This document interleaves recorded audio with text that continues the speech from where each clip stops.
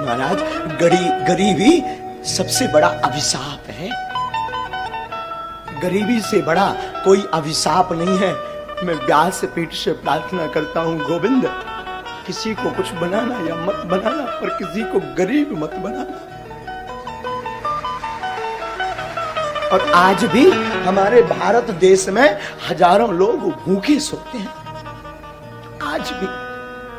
आज भी बेचारे भूखे सोते हैं। हमारे देश में आज भी भूखे सोते हैं। श्रीमान, हमारा निजी अनुभव है, हम किसी की बात नहीं कहते, हमारा निजी अनुभव है कि जब 2 रुपया ना हो ना तो कोई पूछता नहीं है, और कोई उधार नहीं देता। इसलिए नहीं देता क्योंकि ये चुका नहीं पाएगा। बड़े लोगों को ही उधारी मिलती है, गरीबों का तो सिर्फ परमात्मा होता है।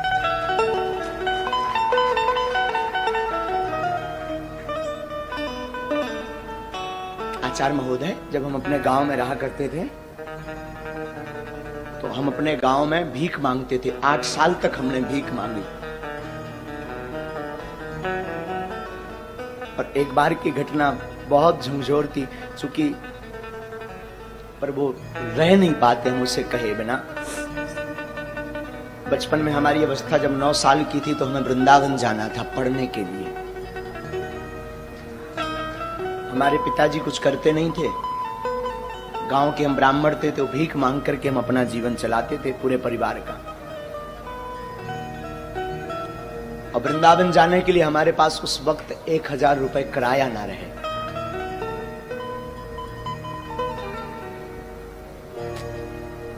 सच कहूं, लोग उस वक्त निमंत्रण कार्ड भी नहीं देते थे, क्योंकि ये आएगा तो फटे कपड़े पहनकर आएगा तो हमारी शोभा खराब हो जाएगी।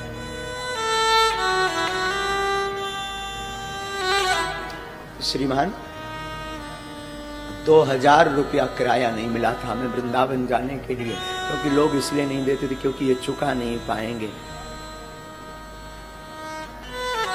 हमारी माँ ने हमेशा इस दास को जीना सिखाया। माँ और हमारे गुरुदेव कहा करते थे, बेटा जगत साथ दे या ना दे, और गोविंद के सहारे तुम डटे रहना, गोविंद सहारा जरूर देंगे। और आज हनुमान जी ने ऐसा हाथ पकड़ा,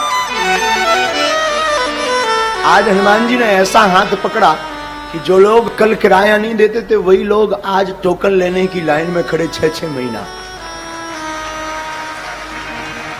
और बड़ी बात, जिस वृंदावन में हमें कथा सीखने जाना था उसी वृंदावन में हनुमान जी ने बास दे दिया, आश्रम बनवाना शुरू कर दिया।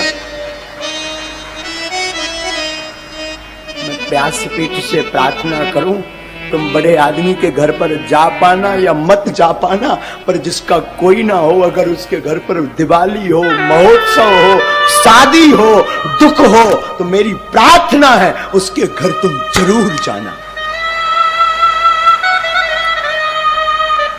और आसपास उनकी सहायता जरूर करना जिनका कोई ना हो, क्योंकि बड़े आदमियों के तो हजारों रिश्ते होते हैं, 50 लोग सिंपैथी दिखाते हैं, भावनाएं अपनी प्रस्तुत करते हैं, पर गरीब के सामने ना कोई भावनाएं प्रस्तुत करता है ना भाव दिखाता है। गरीब के सामने तो सिर्फ गोविंद रहता है। पर तुम गोविंद बनने का नहीं सही, पर गोविंद का दास बनने का प्रयास करना,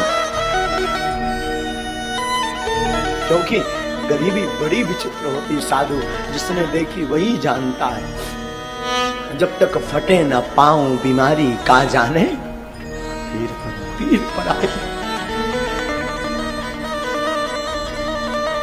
वो अंधेरी रातें,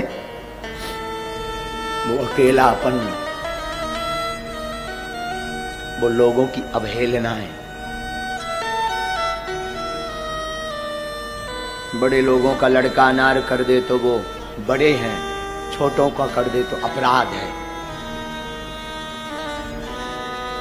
छोटों का करे तो अपराध है।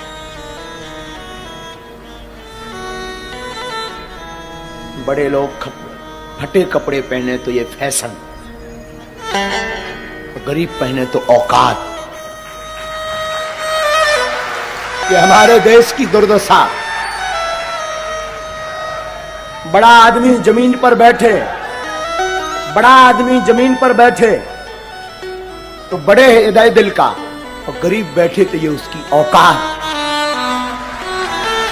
तो द्विपक्षीय हमारा देश है, द्विपक्षीय, तो द्विपक्षीय हमारा देश है। इसलिए बागेश्वर धाम की व्यासपीठ को हमने इसीलिए सिर्फ और सिर्फ उनके लिए खोल रखा जिसका कोई नहीं है। हम हमेशा बोलते हैं हमारे तन में जब तक प्राण रहेंगे, हमारे तन में, तब तक भागवत से या धाम बागेश्वर धाम पर दरबार जो लगता है उससे जो भी चढ़ोतरी आती है, हम कहते आपकी बेटियां आपको बोझ नहीं बनेगी, बेझिझक हमारे धाम आ जाना, पूरे बिगाड़ का खर्चा बागेश्वर धाम देगा। तो कोई सहारा दे या ना दे, तुम आ जाना बेझिझक। तुम्हारे हनुमान जी बाप का घर है बागेश्वर धाम, बेझिझक आना। इसलिए हमारी लोगों को भले ही बुरा लगता हमारा स्वभाव, कई लोगों को, इसलिए चाहे बड़ा आवे चाहे छोटा, लोगों को लगता हो, भगवान जाने, कई लोग बुरा भी मानते, चाहे बड़ा आवे चाहे छोटा, हमारी नजर में सब हनुमान जी के भगत हैं। हमें ना बड़ा है ना छोटा, क्योंकि ना दक्षिणा लेते हैं तो हमारे लिए ना कोई बड़ा है। जिसे दक्षिणा चाहिए हो, जिसे यश चाहिए हो, जिसे पद चाहिए हो, उसके लिए बड़ा छोटा। हमें तो एक ही पद चाहिए, एक ही दक्षिणा चाहिए, एक ही नाम चाहिए, वो हनुमान नाम रूपी चाहिए। फिर क्या मतलब बड़ा या छोटा। इसलिए कथा भी हम हमेशा अपने हनुमान जी को सुनाते हैं और बोल देते तुम्हारी क्षमता हो तो बैठो, नहीं तो भग जाओ, नो वेलकम। हमारी कथा आपके लिए नहीं है, अपने बाप हनुमान जी के लिए है। तुम सुनो या ना सुनो, मेरा बाप तो मुस्कुराता सुन रहा ना, तो बैठकर सुनता है और मुस्कुराता भी अद्भुत साफ। वो तो खड़ा खड़ा मुस्कुराता रहता और सुनता है कथा को। तुम क्या सुनोगे और आप दक्षिणा भी क्या दोगे? दुनिया खुद भिखारी है, वो क्या दक्षिणा चुकाएगी? अंतर इतना है, गरीब मंदिर के बाहर भीख मांगता, अमीर भीतर जाकर भीख मांगता, भिखारी दोनों है।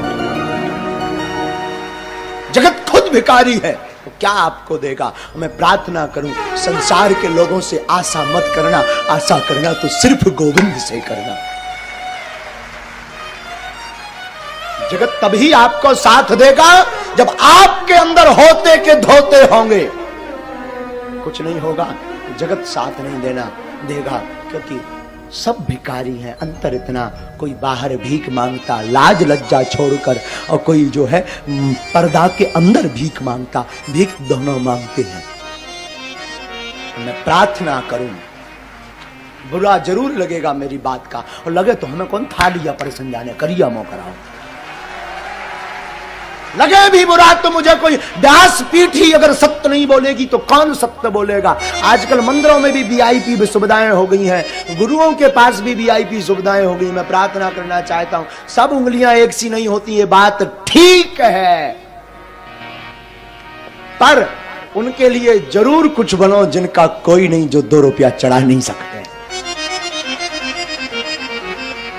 उनका जरूर बनो, उनका जरूर बनो। और एक घड़ी बड़े आदमी का, प्रतिष्ठित आदमी का आप निमता छोड़ देना, उसको सहयोग देना छोड़ देना, उसके साथ खड़े होना छोड़ देना।